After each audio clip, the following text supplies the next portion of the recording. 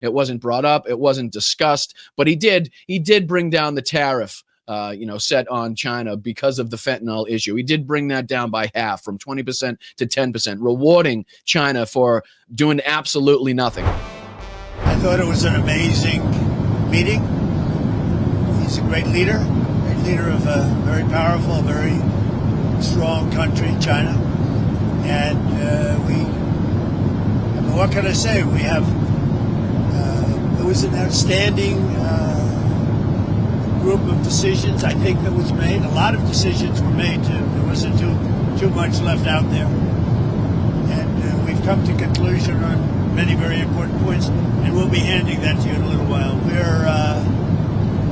We're in agreement on so many elements, large amounts, tremendous amounts of the soybeans and other farm products are going to be purchased immediately, starting immediately. What's up, everybody, and welcome back to the Dollemore Daily. I'm Boston Brian, filling in for Jesse as he makes his way back to the United States after his recent trip to Japan. And what you just heard was Donald Trump speaking about his recent meeting with Chinese President Xi Jinping, the guy that he was forced to go and kiss the ring, forced to go and shake his hand and beg and plead with this guy to please buy more soybeans from the United States so more farmers don't lose their livelihoods.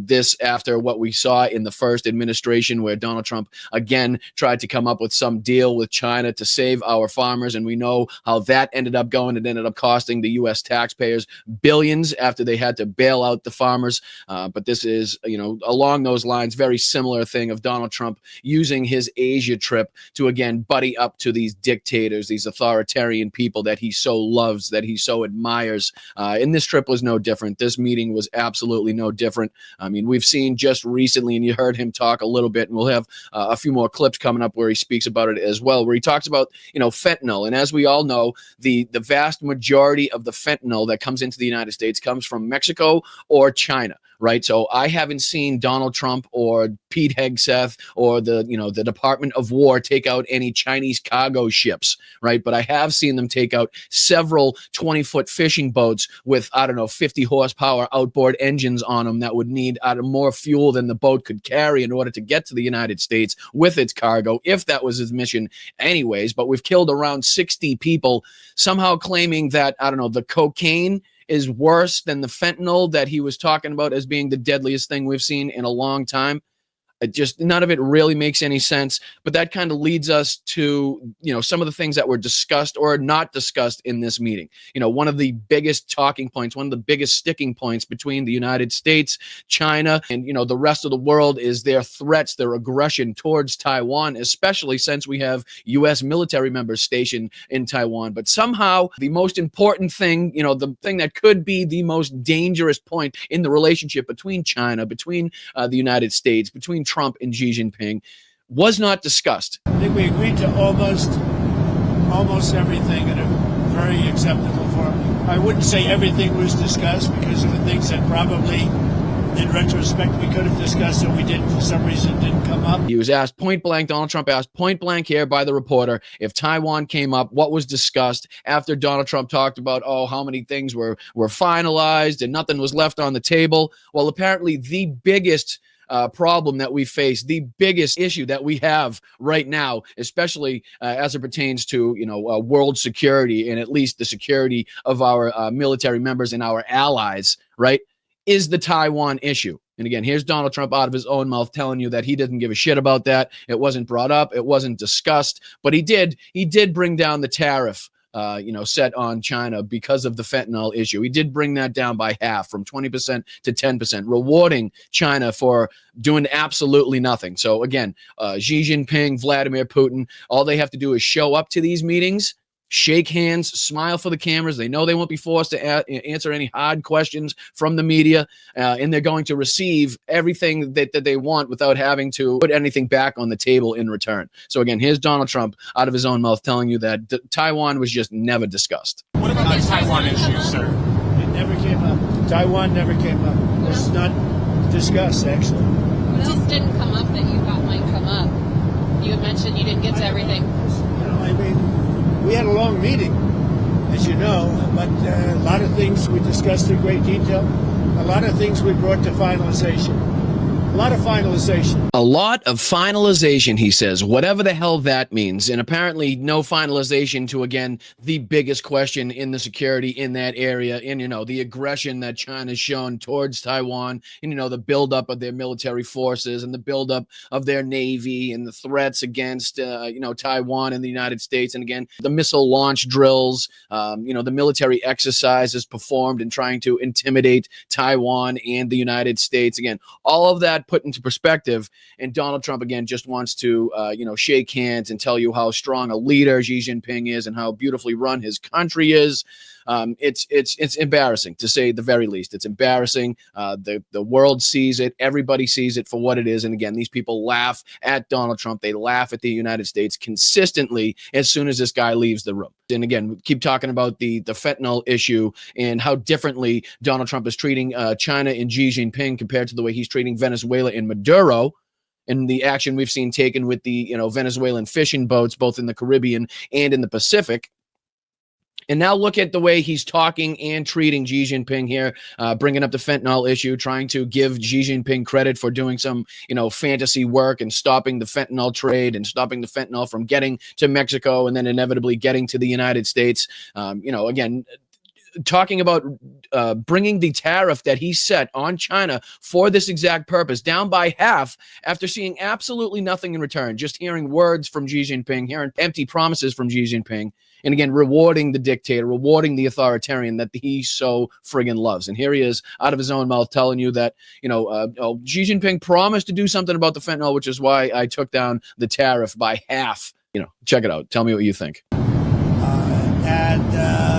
On fentanyl, we agreed that he was going to work very hard to stop the flow. You know, it's a very complex subject because it's used for lots of different reasons, including anesthetics and things.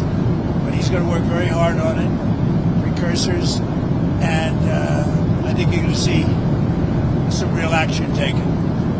I've agreed, as you know, I put a 20% tariff on China because of the fentanyl coming in, which is it's a big tariff. And based on his statements today, I reduced it by 10%, so it's 10% instead of 20%. Based on his statements today, I've reduced it by 10%. So based solely off of the empty promises of a murderous authoritarian dictator ruling over what he calls a communist country, but is really just a terror state, you know, using cameras and AI to rule over its own citizenry. I mean, taking this guy's word for it, I mean, I'm not even sure what the correct metaphor, what the correct thing to say in this instance is, but it's fucking ridiculous, okay? It's absolutely asinine, especially when he's treating people like Volodymyr Zelensky, one of our allies, as aggressively and as disrespectfully as he treats him. You can see how he, you know, how he favors and differs between, you know, people that are supposed to be our allies and then others that are, you know, enemies, dictators, authoritarians that he cuddles up to. And speaking of Vladimir Putin and Volodymyr Zelensky, and remembering that we just heard a clip talking about how Donald Trump and Xi Jinping did not speak about the Taiwan issue, this clip just, it's even crazier to me, because here's Donald Trump talking about how they spoke at length about the Russia-Ukraine problem, and they didn't bring up at all any problems related to China and Taiwan. Check it out. Probably to Ukraine for the most part. And we discussed it. We discussed all that. We're going to work together to try and get the war with Russia and Ukraine solved. Now, I'm not quite sure if I'm remembering this correctly, but is that the same war that you promised that you would end within 24 hours of being elected? Not inaugurated, elected, and along those lines of wars that he's unable to end. Here he is questioned by a reporter about the recent Israeli strikes into Gaza, the non-existent, ridiculous-sounding, any mainstream media person that calls it still to this day a ceasefire is doing a complete injustice to the term. It's disrespectful, and it's just completely living in an alternate universe, an alternate reality to even refer to this as a ceasefire anymore, considering the 100+ people that have died intensified in recent days, and again strikes and retaliations, again tacit permission given to Israel by Donald Trump to continuously retaliate in egregious ways to what they deem as violations to the ceasefire. But here he is again being asked if he was told prior to the Israeli strikes into Gaza about this going on, and then you'll hear his response here, and then tell me if you still think, again, people lobbing missiles, people shooting and killing people is in any way equated to a ceasefire, which means you cease firing. Don't fire, don't kill. Words have meanings, and we need to get back to those meanings. But check it out. Here he is from the moron's mouth himself. Did Israel give you a heads up before they bombed Gaza? And is it still a ceasefire if they're stopping? It is. No, they had a sniper, and one of their soldiers were killed, and they did retribution. So we'll see. But it is a ceasefire.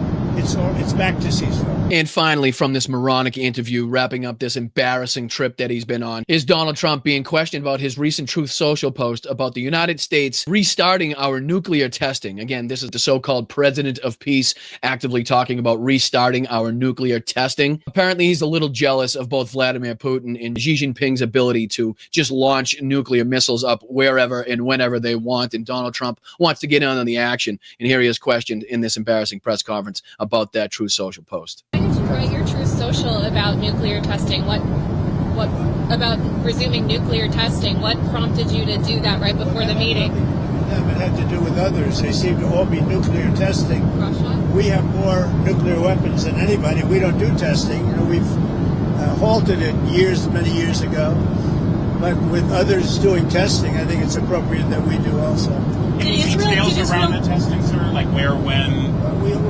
It'll be announced. We have test sites. It'll be announced. So he's desperate to launch nuclear missiles. He's killed over 60 innocent Venezuelans, Colombians, Ecuadorians, fishermen, and fishing boats with outboard engines, right? At the same time, he's actively trying to go to war with the cartels. At the same time, he's actively trying to remove Nicolas Maduro from power as he's actively trying to seize the Venezuelan oil. All of this from the so-called president of peace. And I'm sure there's much more added to that list that I probably missed out on. And I'm sure you can leave it in the chat for me. Leave it all in the comments on anything that I have missed out on ways and examples at how this guy is anything but the president of peace, anything but the America First president that he claims to be. But I really do appreciate you guys for joining me on this ride. Again, I'm Boston Brian, filling in for Jesse as he returns home from Japan. If you guys like what you're hearing, if you like what you're seeing, please like the videos. Please subscribe to the channel if you're not already. And please give me a shot over on my channel, Boston Brian. I host a little show called Blunt Politics. Check it out. Give me a shot. If, again, you like what you're hearing over there, if you like what you're seeing, give me a subscription, shoot me a follow, hit me on Blue Sky, Twitter, Instagram, Facebook, the whole 9 yards. You can find me at Boston Brian pretty much anywhere. But thank you guys so much again for your patience. Thank you so much in bearing with me as I fill in here for Jesse. But I appreciate it. Thank you so much. I'll catch you on the next one. Until then, I'm Boston Brian. Stay loud, stay proud, stay aggressive, keep kicking ass, find your nearest protest, find your nearest rally, get out of your seats, get into the streets, but make sure you got your head on a swivel out there. Make sure you're staying safe. Thank you so much. I'll catch you on the next one. Again, I'm Boston Brian, host of Blunt Politics, filling in here for Jesse. Thank you so much, and thank you for watching the Dollemore Daily. Have a great day, guys. Can we at least agree that our children should not be victims, especially on Halloween? No, we're absolutely not willing to put on pause any work that we will do to keep communities safe. The fact that Governor Pritzker is asking for that is shameful. There's no American citizens have been arrested or detained.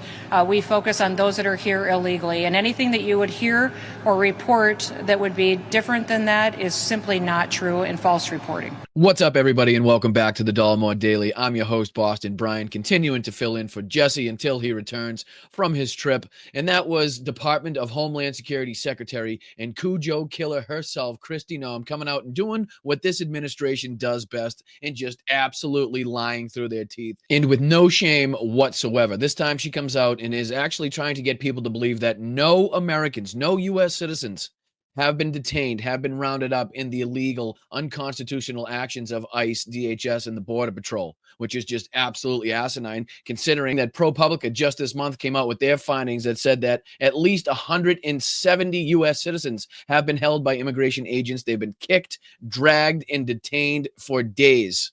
right? So this is above and beyond the, the rappelling down from the Chicago apartment building, rounding up everybody in the building, only to let multiple in the majority of the people that were U.S. citizens out of custody and back into their homes after being rounded up and detained, which Kristi Noem, Cujo killer herself, says is something that absolutely didn't happen and must be fake news if you hear it reported, which is just, par for the course for what's going on. But we've seen video after video. I, on Blunt Politics, continue to implore people to film and follow ICE agents at every opportunity you have. This is, this is for history. This is historical stuff that you're documenting right now. And you never know when your video may be the one to, help somebody's case or, bring to light what's going on even more than it already has been. But, you can go online and search up videos until your face is blue, and you can find all the abuses perpetrated upon U.S. citizens, asylum seekers, pregnant women, fathers of U.S. Marines, active duty service members of the military. And this is just one of the most recent videos. And again, this is pretty hard to watch.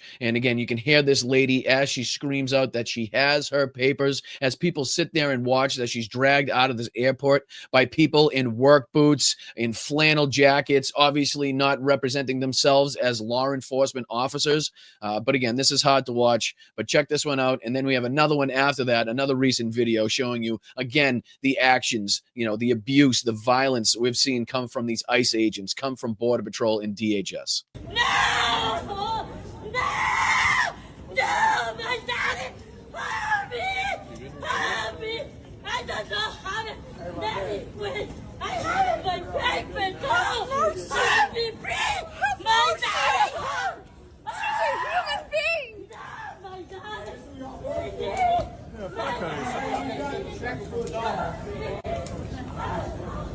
And then there's videos like this recent one, allegedly depicting a 16-year-old U.S. citizen, a minor, yelling and screaming for help, telling these guys on his neck that are almost choking him to death while he was on his way to school that he's underage, he's a minor, and he's a U.S. citizen. Check it out. I'm underpaid. Your son, I'm underpaid.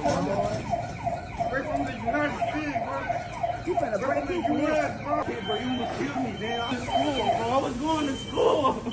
But unfortunately, this doesn't even begin to scratch the surface of videos like this that we can continue to pull up, which, continually show that ICE and DHS and Border Patrol brutalizing their own citizens, brutalizing people, using violence and aggression and intimidation tactics in order to gain control and power over these people, running up on people in plain clothes, in work boots, in flannels, not identifying themselves, not listening to people when they say, I have my papers, I'm a U.S. citizen, I'm a minor.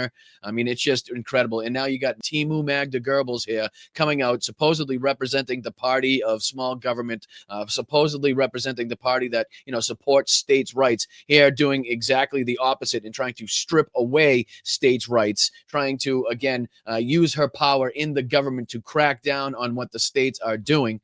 This time in issuing driver's licenses to people that they deem or seem to be as unfit for the road, apparently. But again, it just kind of seems like it makes more sense to me that if they're going to be driving, I would rather them have already passed an exam, already passed a test, to make sure that they're allowed and capable to be driving on the road.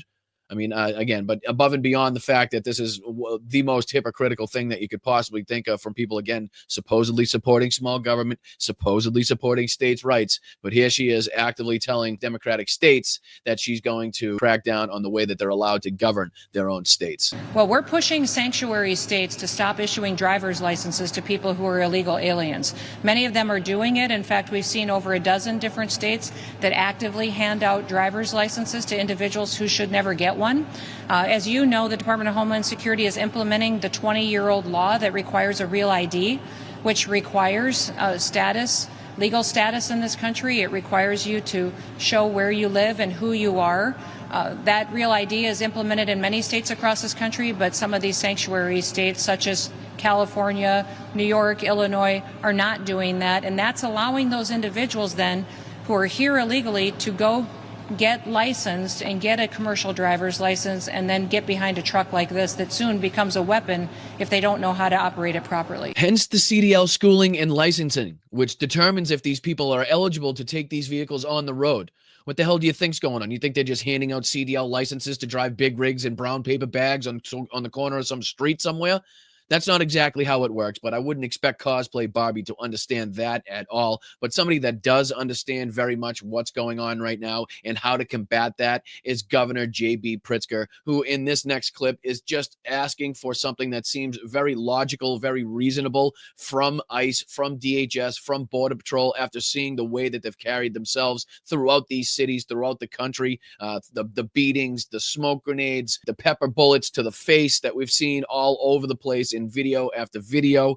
I mean, I don't think, like I said, this next request by J.B. Pritzker is too much to ask. And then we'll go on after to play you Kristi Noem's reply to this, simple and logical request. But take a look. Here's J.B. Pritzker, again, doing a great job at combating this regime, combating what ICE is doing, and making sure that the people know that he has their back. Check it out. I want to now speak directly to Greg Bovino. Mr. Bovino, your operation has sown fear and division and chaos among law-abiding residents in our communities. If you are unwilling to cease operations and leave our city, can we at least agree that our children should not be victims, especially on Halloween? Can we agree that there is no imminent threat that should disrupt their holiday? No child in America should have to go trick-or-treating in fear that they might be confronted with armed federal agents and have to inhale tear gas. I honestly can't even believe that I have to make this plea. This is not the America that I know. I ask you to restore some sanity for the sake of our children. And I'm sure you can already guess how Dollar Store Elvira responded to this simple request. No, we're absolutely not willing to put on pause any work that we will do to keep communities safe. The fact that Governor Pritzker is asking for that is shameful, and I think unfortunate that he doesn't recognize how important the work is that we do to make sure we're bringing criminals to justice and getting them off our streets, especially when we're going to send all of our kiddos out on the streets and going to events and enjoying the holiday season. We want to make sure that they're safe. And if you see, even up here, we have individuals that we've picked up off the streets with our ICE officers and CBP officers that have assault against a child pedophiles, rapes. Those individuals don't deserve to be on our streets, and we're certainly not going to let our kids be victimized by them. Wait, whoa. She finally arrested Donald Trump and the rest of the co-conspirators in the Epstein files? No, she didn't. Oh, and I guess the rest of these people she's talking about who God knows if they've already spent their time in jail, if they've already done their sentence or not, apparently they're not welcome, but apparently, puppy killers and, people that support pedophiles and the people that support the people that protect other pedophiles and the people that are actively engaging in the biggest conspiracy and biggest government cover-up in history right now in not releasing the Epstein files that our dear leader, the dear Fuhrer, is so closely protecting to his chest right now. But again, none of that really matters in the mind of people like this asshole, who are just out there trying to make the lives miserable of people with brown skin, anybody that looks a different way, talks a different way. One of the other videos that we watched was them roaming down Canal Street in New York City, and it was supposed to be this big bust. Apparently, they ended up arresting only 9 people and releasing 6 of which that were American citizens. And just to round this off on a positive note, here is once again Illinois Governor J.B. Pritzker making his plea not only to the people of Illinois, but to the people of the United States to stand up for what is right, to stand up for what they believe, to stand up and fight against fascism, to fight against authoritarianism that has made its way to their front doorstep, that has made its way to their cities and their towns, and has rounded up their neighbors, their co-workers, and their family members.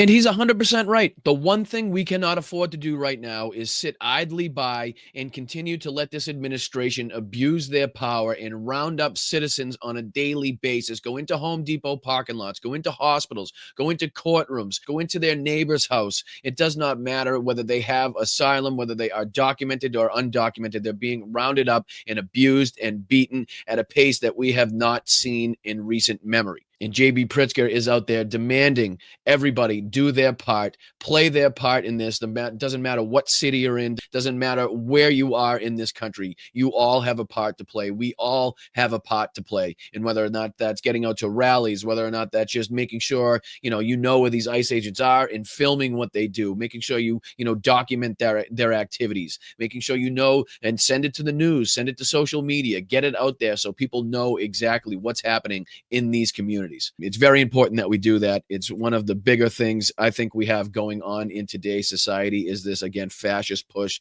this authoritarian push that is being normalized by the right, that is being egged on, supported, and applauded by the people on the right. And it's people like JB Pritzker. It's people like, amazing people like yourselves that are going to be able to combat this, that are going to be able to get out onto the streets in front of these ICE agents and stop them in their tracks from, being used as political weapons, being used as political pawns by this Trump regime. I really do appreciate you guys. Thank you so much for your support throughout these videos. Thank you so much for liking, watching, subscribing. Thank you so much for heading over to my channel, Boston Brian. I host a great podcast and live stream several times a week called Blunt Politics. So if you haven't yet, please head over there. Give me a shot. Give me a chance. If you like what you're hearing, if you like what you're seeing over there, shoot me a follow, shoot me a subscription. Follow me on social media at Twitter, Instagram, Blue Sky, Twitch, the whole 9 yards. If you have it, I'm there at Boston Brian, most likely. So once again, thank you so much, Jesse, for this opportunity. And thank you so much, guys, for accepting me into this community. Like I always say, make sure you stay loud, stay proud, stay aggressive. Make sure you're getting out of your seats, get into the streets, find your nearest protest, find your nearest rally, but make sure you're keeping your head on a swivel. Make sure you're staying safe out there. I really do appreciate you guys. Again, I'm Boston Brian. I'll catch you on the next one. Let's go. And this was, if you remember, the big controversy about all of the migrants who came into Haiti. 20,000 immigrants, Haitian migrants, in a town of 40,000 people. So you blink your eyes in Springfield, Ohio, and you wake up and literally a third of the population of your town is now Haitian immigrants. And eating cats and dogs. Eating cats and dogs. What's up, everybody, and welcome back to the Dollemore Daily. I'm your guest host, Boston Brian, host of Blunt Politics, and filling in for Jesse while he makes his way back to the States. And I just have to admit, ladies and gentlemen, I just didn't see ourselves covering this ground again. I thought we had pretty much disproven this one about as much as we needed to in order to embarrass anybody that thought about bringing this talking point up again. But I guess when you're a racist, you're a bigot, when you just don't give a shit who you demean or degrade, you have no soul, you have no shame, you're unable to be embarrassed. And I guess it just doesn't matter what you say or who sees you say it. Because again, JD Vance leaning heavily into the racism this week. I don't know what's gotten into him, but I got a few clips from JD, from different parts of this week where he is just going all out, talking about and using racist dog whistles, basically talking about immigration as if it is a stain on this country and not as if it is the single thing that we can point to that resembles the backbone of this country, something that we always talk about. This country was built off of the backs of immigrants, the backs of immigrant labor. I mean, how many of our family members, how many of our ancestors walked their asses through Ellis Island to look for a better life, to look for freedom, to experience the new world. And JD Vance, again, in several moments this week, doing everything he can to, again, throw out these racist dog whistles of assimilation and common community. He was on with the Pod Force One podcast with Miranda.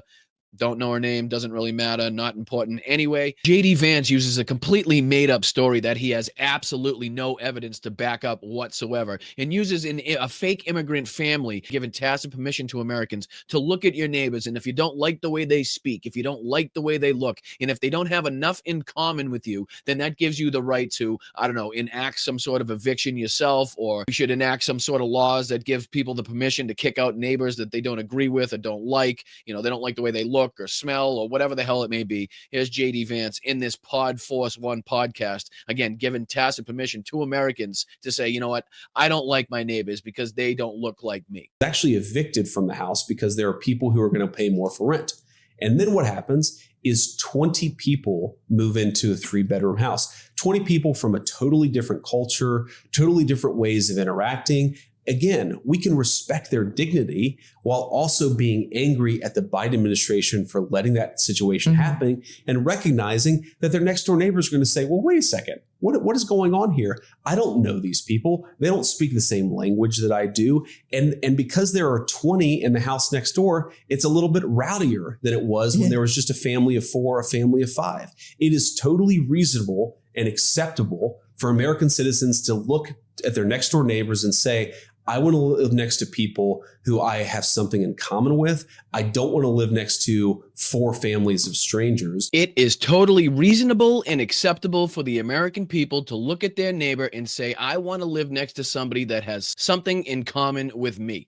Now, listen, I'll even give him the benefit of the doubt, which I shouldn't do ever. And again, I'm probably going to live to regret it doing this time. But if you want to say that within the 4 walls, within the sanctity of your own home, then so be it. You can say that. You can hate your neighbors. You can dislike them for whatever reason you want. And even if you want to be a dickhead, if you want to be an asshole and say it in public, then that is your prerogative to do so. It is a free country. You have the right to say that. What you don't have the right to do is intimidate, harass, or in any way try to evict these people within your own terms, with your own hands, using your own force. That's what you don't have the right to do. You don't have the right to make these people's lives a living hell so they want to move out so that you can hopefully get somebody in there that's a nice white Christian family like there was before the ugly, scary brown people came into your town, right? But of course, JD's racism for the week didn't end there. Oh no, he was just getting started. Apparently, JD spoke at another Turning Point cult convention this week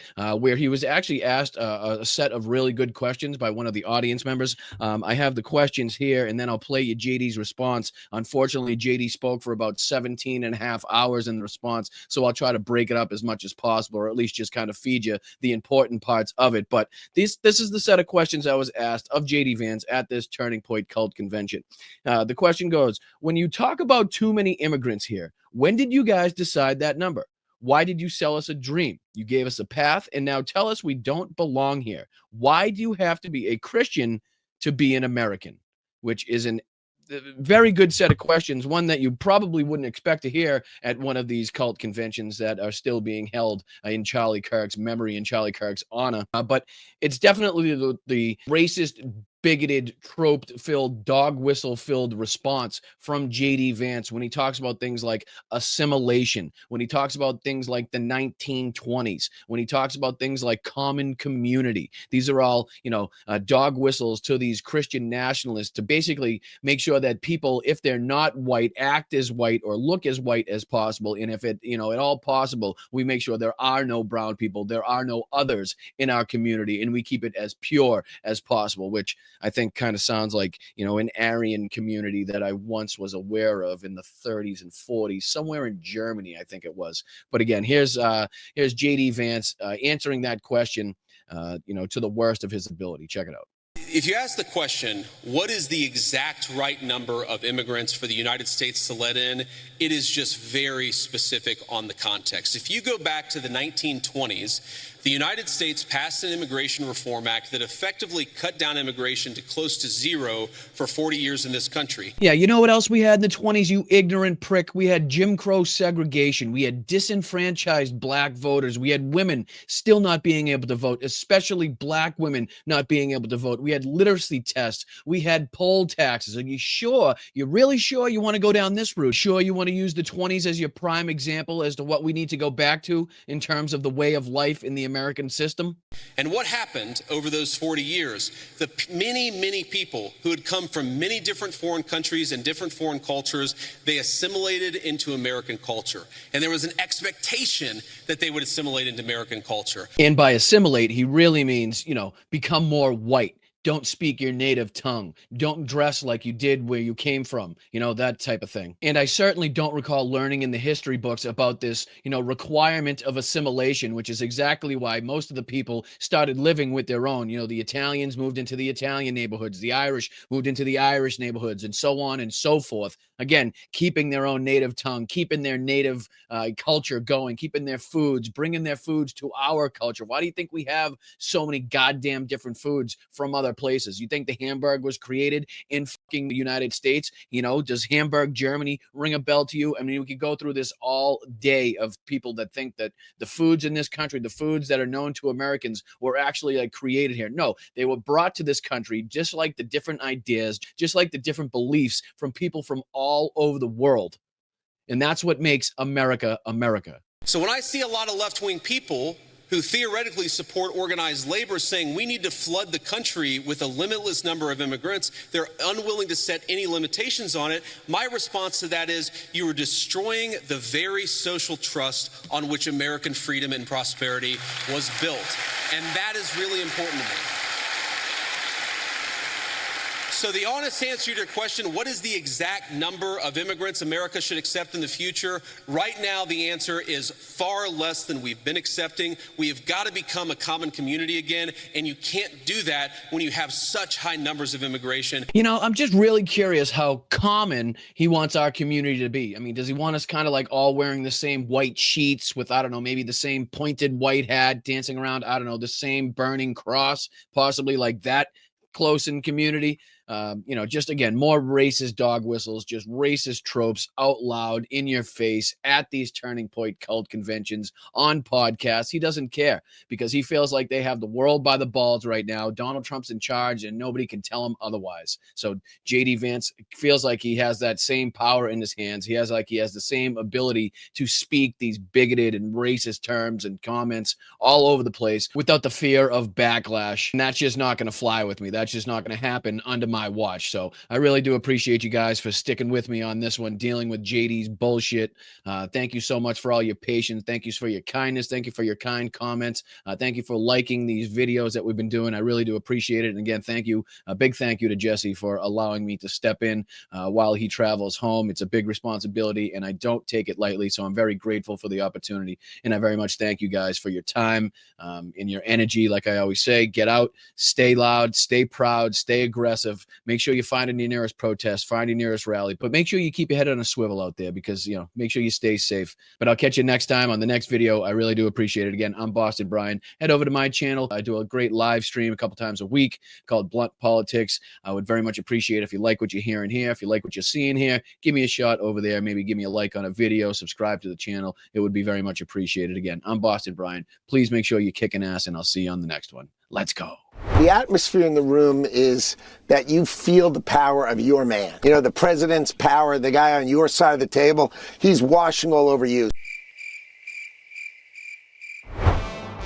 You know, the deal that there was no real deal, no real trade deal that he walked away with was not that successful. So let's break it down. Soybeans good for farmers, but the problem is we're maybe going to levels that they were at before. It doesn't address the price of fertilizers and other supplies that the farmers, are reckoned with. We had the president say tariffs, add, remove, add, remove. That's chaos. That's confusion to the economy, to the markets, to the business owners, to the consumers. We also have a promise, a verbal promise, a handshake from China regarding fentanyl. Come on now. You know, when the most sycophantic people and the most propagandistic news network in the country start calling you out, you've lost the plot. What's up, guys, and welcome back to the Dollemore Daily. I'm your host, Boston Brian, for the final time here reporting for Jesse Dollemore as he makes his way back from his trip to Japan. I'd like to just thank you guys and thank Jesse one more time for allowing me this opportunity, and I'd like to thank you guys for, showing me such a warm welcome. I hope I've, made the channel proud, and I just want to thank you again for the opportunity. When you've lost Fox News, ladies and gentlemen, and again, it'll be proven later on in this video that he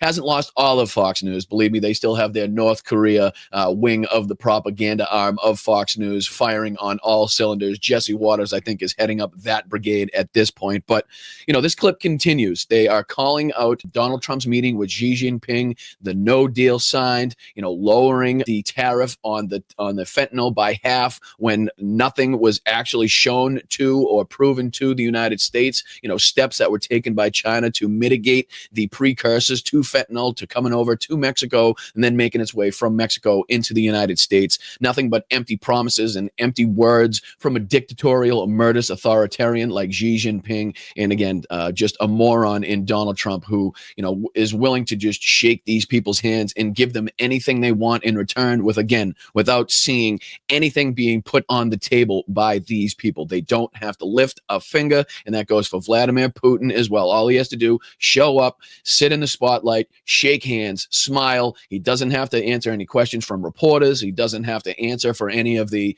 aggression towards Taiwan or, in Vladimir Putin's case, the aggression towards Ukraine or the kidnapping of 20,000 plus Ukrainian children or the murder or maltreatment of the Uyghur people in China. I mean, it's things like this. There's pretty specific and glaring reasons as to why we don't just accept the word of brutal dictators. We just don't, we don't trust the things that they say. We have to actually see results. We have to see them actually trying to do something with their country before we give them any type of, praise or reward or anything like that. But I want to continue to play this clip here from Fox News because she's spitting fire and, she's calling out Donald Trump in every way she should. And again, it's really good to have the people that watch Fox News hear this type of thing because as you'll hear later on in the show, they're more used to clips like Jesse Waters and Lutnick, just praising the dear Fuhrer in a way that, again, would make North Korea throw up. We know the problem isn't the fentanyl coming from China, it's the precursor to the fentanyl, which makes it deadly, which China has not been able to, promises galore, prevent from coming to countries like Mexico that end up where? Here in the United States of America. So this I don't feel is that successful. When you go from 100% to 57 to 47, you really have a 10% relief for the business owners and for the American consumers. And a lot of people out there are saying that this looks more like a win for China. And again, there's no solid deal. So we can't even talk about the devil in the details because we don't have that other than a handshake and some smile and photo ops. Now, you just know there was some ketchup having to be cleaned up off the walls when Donald Trump saw this, wherever he was. But that's probably why Jesse Waters and Howard Lutnick decided to kick themselves into high gear, into their love, praise, admiration, and borderline inappropriate affection for Donald Trump. Again, the only word I could use for it is North Korea style propaganda, right? Where it's just clapping, as hard as you possibly can, as fast as you possibly can, while you have the biggest possible smile on your face. Or if something bad just happened, if you're not crying the loudest, the hottest, then you're not showing proper admiration and the proper love for your dear Fuhrer, and it's like these idiots don't recognize that a lot of these world leaders are showing respect to the office of the presidency, not the man that holds the office right now. You know what I mean? They're not going to sit there and disrespect the office of the presidency as much as they'd love to, as much as they probably do as soon as Donald Trump leaves the room.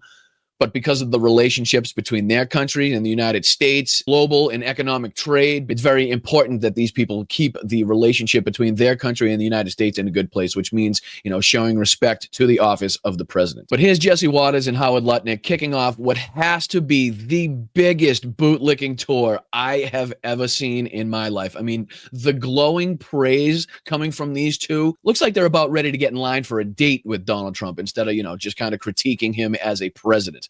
Check this out and tell me if this doesn't make you sick to your stomach. But are you kind of like kicking these guys a little bit, maybe like just a little bit? I mean, what's the atmosphere in that room? Well, look, the atmosphere in the room is that you feel the power of your man. The president's power, the guy on your side of the table, he's washing all over you. So when he is strong and making the points, you feel good and we're up. So our president is really the strongest, most confident, able to deliver for the American people. And that's why it's so much fun to be on our side of the table. He's just the biggest, strongest, most handsome, most talented. He never sleeps. He burns so much energy. He never uses the restroom. These people make me sick. Oh, the problem is it gets even worse too. It gets even worse, and they have absolutely no shame while they do it. Like, here's Jesse Waters with what's supposed to pass as a serious critique of this meeting on Fox News, but rather just sounds like, again, another news corporation, another propaganda arm of the Republican Party, trying to do their best to stay on the good side of this regime and not end up in a gulag or have their press pass removed. Trump had the upper hand from the start. He made sure to win the body language battle at the first handshake. And we're going to have a very successful meeting, I have no doubt. But he's a very tough negotiator. That's not good. Trump never took his eyes off this Chi-Com. During the meeting, she kept looking down at his papers. 47, staring him straight in the eyes. She knows who deserves a prize. So who wants to be the one to tell Jesse what the president of China is doing there is called reading, something Jesse should probably look into after the show. But again, here they are doing their best to directly combat the previous segment that we heard where the conservative panel was rightly calling out Donald Trump for this useless, ineffective meeting in which he was just giving up certain things to, again, a dictatorial, authoritarian, murderous leader who did and gave nothing in return. Going to the leader of China with his hat in his hand, having to absolutely beg them to buy more soybeans, buy more this and that from the United States, because the policies and the tariffs that have been put in place are putting farmers in the most precarious position they've been in since the last time Donald Trump was in office, and the last time Donald Trump tried to make a trade deal with China, and China ended up, not even getting through a third of the trade deal, which ended up costing the U.S. taxpayers almost $30 billion in bailouts to the farmers. But again, listen to the way that they speak about Trump and praise Trump. I mean, it's borderline disgusting at this point. Like, it's so over the top and it's so dramatic and it's so in your face, sycophancy and cult-like behavior that it's almost taken itself to another level at this point. And if Howard Lutnick spends any more time on camera on Fox News, he's going to need a change of pants on the fly. Chuck Schumer says Trump folded. Did he? I have to tell you, the strength and power that comes from my president, I mean, I can't be prouder to sit with him. I mean, President Xi showed him so much respect, so much respect. It was impressive. It was, excellent. I mean, the president set out, what did he set out to do?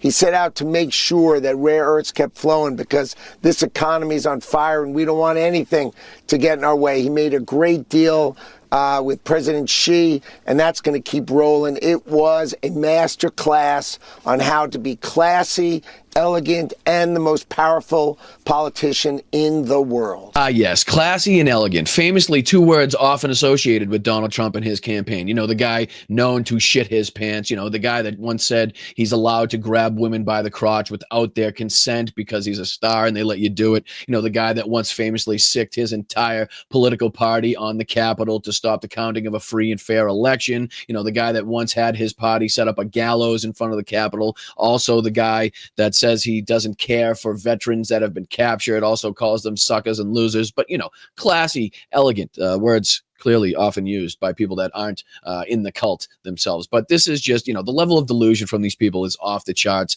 It's not a secret at this point, but, it's at least good to hear in the previous segment that at some point on Fox News, Donald Trump's bullshit is being rightly called out. People are pointing out the lack of trade deals. We heard this 90 deals in 90 days, and, everybody knows how that went. But, again, the people that watch Fox News on a regular basis, it's very important that they, at some point during the day, hear people call out Donald Trump and make sure that they know not everything they're hearing from this propaganda arm, not everything they're hearing from this campaign is the truth, and they need to do their research and make sure they're backing up the facts. But again, thank you, ladies and gentlemen, for your patience. Thank you so much for your warm welcome. Thank you, Jesse, for the opportunity to host this channel. It's been a pleasure. It's been an honor, and I hope I can fill in for you again if there's ever the opportunity. Thank you guys so much for hitting that like button. Please subscribe to the channel if you may. Give me a shot over on my channel here on YouTube, Boston Brian. I host a little podcast called Blunt Politics. Head over there, give me a shot if you like what you're hearing, if you like what you're seeing, like some of the videos, hit me with the subscription. It would be very much appreciated. Thank you guys so much. Until I see you guys on the next one, stay loud, stay proud, stay aggressive, get out of your seats, get into the streets, find your nearest protest, find your nearest rally, but keep your head on a swivel out there. Make sure you're staying safe. Until the next time we meet, ladies and gentlemen, I'm Boston Brian. I really do appreciate it, and thank you for watching the Dollemore Daily. I'll catch you on the next one. Let's go.